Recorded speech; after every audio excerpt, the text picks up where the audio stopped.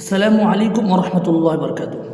এই মুহূর্তে সারা পশ্চিমবঙ্গের ভিতরে এসআইআরকে নিয়ে কিন্তু খুব বড় একটা ঝামেলা চলছে। কোনো কোনো জায়গায় বিওরা কিন্তু ইস্তফা দিয়ে দিচ্ছে, আবার কোনো কোনো জায়গায় বিডিও অফিসে কিন্তু জনতা গিয়ে বিডিও অফিসের উপরে ভাঙচুর করছে। এই নিয়ে পুরো পশ্চিমবঙ্গের ভিতরে একটা উত্তাপ্ত একটা মহল চলছে। এই নিয়ে কারি ইয়াসিন সাহেব বক্তব্য রাখলেন এসআইআরের নোটিশ পুনরায় ঘুরে আসার কারণে। চলুন আজকে আমরা কারি ইয়াসিন সাহেব মুখ থেকে বিস্তারিত শুনবো এবং জানবো যে নোটিশটা কী কারণে আসছে বা কার ভুলের কারণে নোটিশটা আসছে। সম্পূর্ণরূপে এই ভিডিও আমরা জানতে পারবো। চলুন ভিডিও শুরু করছি, সম্পূর্ণভাবে চোখ রাখুন। গণেশ কুমার নিজেকে মনে করছে আমি ভারতের একজন ভগবান, আমি যা বলবো তাই হবে। অনুরোধ করব, শ্রীলঙ্কার দিকে তাকিয়ে দেখো, নেপালের দিকে তাকিয়ে দেখো, বাংলাদেশের দিকে তাকিয়ে দেখো, সিরিয়া লিবিয়ার দিকে তাকিয়ে দেখো। যখন বাদশা অত্যাচারী হবে, আল্লাহ তাদের ধ্বংস ডেকে এনে দিবে। আল্লাহর কসম, পৃথিবীর ইতিহাস বলছি, যারা আমার বক্তব্য শুনছেন, পৃথিবীর ইতিহাস বলছে, কোরআন থেকে ইতিহাস সবাই সাক্ষী দিচ্ছে। যতজন পৃথিবীতে জালিম এসেছে, যারা তার প্রজাদের উপরে জুলুম করেছে, মাজলুমের উপরে জুলুম করেছে, আল্লাহ তাদের ধ্বংস শুধু নয়, তাদেরকে অপমানিত করেছে, অপদস্থ করেছে। গণেশ কুমার যদি নিজেকে ভগবান মনে করে আর মনে করে আমি যা বলবো তাই, তো জেনে রেখে দিবে উপরওয়ালার মারে লাঠিতে আওয়াজ হয় না। এটা মাথায় রাখবে। যত পেরেশান করবে করো, আমরা তো তোমাকে মারতে পারবো না, গালি দিতে পারবো না, গালি দেওয়া পাপ। তোমাকে মা বোন তুলে গালিও দিতে পারবো না। আমরা আল্লাহর কাছে ফরিয়াদ করব, আল্লাহ এই মানুষকে যে হয়রানি করছে, তুমি গণেশ কুমারকে ধ্বংস করে দাও, বলুন আমিন। তাকে পাগল বানিয়ে দাও, বলুন আমিন। আমি তো এই দোয়াই করব, তাছাড়া তো আমার কাছে হাতিয়ার নাই। দোয়া হচ্ছে মারাত্মক মুমিনদের হাতিয়ার। আর মাজলুম যদি দোয়া করে, আল্লাহ কবুল করে নেয়। করেন না? করেন না? করে নেয়, অবশ্যই করে। 2024 আর 25 গোটা পৃথিবী চারটা লাইভ জালিম বাদশার পতন দেখবে। এক হচ্ছে শ্রীলঙ্কা, ওই ছুটছে আর পাছাতে বাড়ি মারছে মন্ত্রীদের। দেখেছেন? দেখেননি? মোবাইলে দেখিয়েছে। নাম্বার 2, রাজহাঁসের মাংস, পাতি হাঁসের মাংস, ইলিশ মাছের পাতুরি, ভেটকি মাছের পকোড়া, আর মাটন, আর চিকেন, আর বিরিয়ানি, আর পোলাও।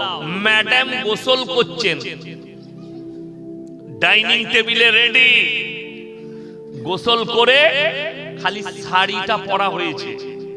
সেনা প্রধান বলছে 40 মিনিট আপনার কাছে টাইম আছে, জনস্রোত আসছে, আপনাকে মার্ডার করে দিবে, দেশ ছেড়ে বেরিয়ে যান, যা নেবেন নেন 40 মিনিটে। রাঁধা ভাত আমার আল্লাহ খেতে দেয়নি, তার নাম হচ্ছে আল্লাহ। জোরে বলুন সুবহানাল্লাহ। জুলুম করেছে, জালিম হয়েছে, আল্লাহ তাকে রাঁধা ভাত খেতে দেয়নি। সিরিয়ার বাশার আল আসাদ, তার গোডাউনে 4,500 কোটি টাকার খালি 4 হুইলার পড়ে আছে। 4 হুইলার মানে 4 চাকা। সে 4 চাকা, যে সে 4 চাকা নয়, ভারতে খুব কম মালিকের আছে এরকম গাড়ি। কোন গাড়িটা 500 কোটি দাম, কোন কোটি 400 কোটি, কোন গাড়ি 800 কোটি, 900 কোটি গাড়ির দাম, একটা গাড়ির দাম। তার গোটা গোডাউন গাড়িতে ভর্তি 4,500 কোটি টাকার 4 হুইলার সব পড়ে আছে। তার বাপের দিয়া রাজ পোশাক পড়ে আছে, তারা লাপাতা হয়ে গেছে, এখনো কেউ জানে না তারা কোথায় লুকিয়েছে।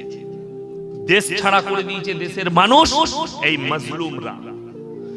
নাম্বার 4, নেপাল। নেপালের প্রধানমন্ত্রীকে দেশ ছেড়ে পালাতে হয়েছে। হয়েছে না হয়নি? কিছু মন্ত্রীকে দেখলাম হেলিকপ্টারে ঝুলে ঝুলে মালগুলো পালাচ্ছে। তাইলে আল্লাহর মার বুঝতে পারছেন, আওয়াজ হয় না। একজন দেখছি একটা মন্ত্রী পানিতে ছুটছে নেপালে, আর তার পাছাই ভারী মারছে, আর সে উল্টিয়ে উল্টিয়ে পড়ছে। তোমার যে লালবাতি গাড়ি ছিল, তোমার যে বডিগার্ড ছিল সব কিছু ফেলুয়ার হয়েছে। ওই জন্যে আমি অনুরোধ করব রাজ্য সরকারকে, বিশেষ করে আমাদের দেশের দলিত, আদিবাসী, মতুয়া আর মুসলিম সম্প্রদায়, এই কটা সম্প্রদায়কে জেনে শুনে হাইরানি করা হচ্ছে। গোটা পশ্চিম বাংলার লোক জানে এই ইয়াসিন 15 বছর জলসা করছে, 15 থেকে 16 বছর জলসার ময়দানে। সকলে জানে এটা মৌলভী শওকতের বেটা। হারাম করে বলছে সাক্ষী দে, তুই প্রমাণ দে তোর বেটা কি। আবার লিখেছে 6টা সন্তান কেন হলো? আমার বাপের 6টা ছেলে হলে দোষ, আর মোদিজি 6টা ভাই হলে অপরাধ নয়, যোগীজি 7টা ভাই হলে অপরাধ নয়। রবীন্দ্রনাথ ঠাকুর 15টা 14 নম্বর সন্তান রবীন্দ্রনাথ ঠাকুর। আমি খালি চিন্তা করছি এই যুগে যদি রবীন্দ্রনাথ ঠাকুর বেঁচে থাকতেন, ওকে বাংলাদেশ পালাতে হতো, ও নাগরিকত্ব পেত না। ঠিক বললাম না ভুল বললাম? 6টা ছেলেতে আরাম করে দিতে চাইছে না, আর 14 নম্বরকে দেয়। কত বড় দুঃখের বিষয়। আমি রাজ্য সরকারকে অনুরোধ করব, এই হয়রানি বন্ধ করতে বলুন। এই হয়রানি থেকে মানুষকে বাঁচান। দলিত, আদিবাসী, গরিব হিন্দু ভাই, মতুয়া ভাই, কত গরিব মুসলমান। আমি তো আজকে দেখে অবাক হলাম, ইয়াসিনের মতো লোক, ওরা কত চাল চুলে জানেন, আর কত বড় চালাক আর ধোঁকাবাজ। যখনই দেখছে এই মালটা এসছে, এই তো স্টেজে ফুটুবি, লাইন দিতে হবে না, সবারই কুপন, ইয়াসিনের কুপন নাই, ভেতরে ঢুকে গেল, আমার হয়ে গেল। আর খুঁড়া একজন হিন্দু ভাই একটা পা নেই, বেচারা সকাল থেকে বসে আছে। একজন বুড়ি মা সকাল থেকে বসে আছে, আর হারাম করে অফিসার 11টায় আসে। তাদেরকে মারা দরকার না, মারা দরকার না। কে বুঝাবে এই সমাজকে? আমি আপনাদেরকে অনুরোধ করছি, একটা কথা মাথায় রাখবেন, দেশের প্রধানমন্ত্রী, আমাদের দেশের রাজা, তাকে রেসপেক্ট করি, সম্মান করি, আল্লাহর কসম ভয় তাকে খাই না, ভয় আল্লাহকে খাই। জোরে বলুন ইনশাআল্লাহ। দেশের মুখ্যমন্ত্রী, ভয় তাকে খাই না, সম্মান করি, রেসপেক্ট করি, এটাকে সম্মান বলা হয়।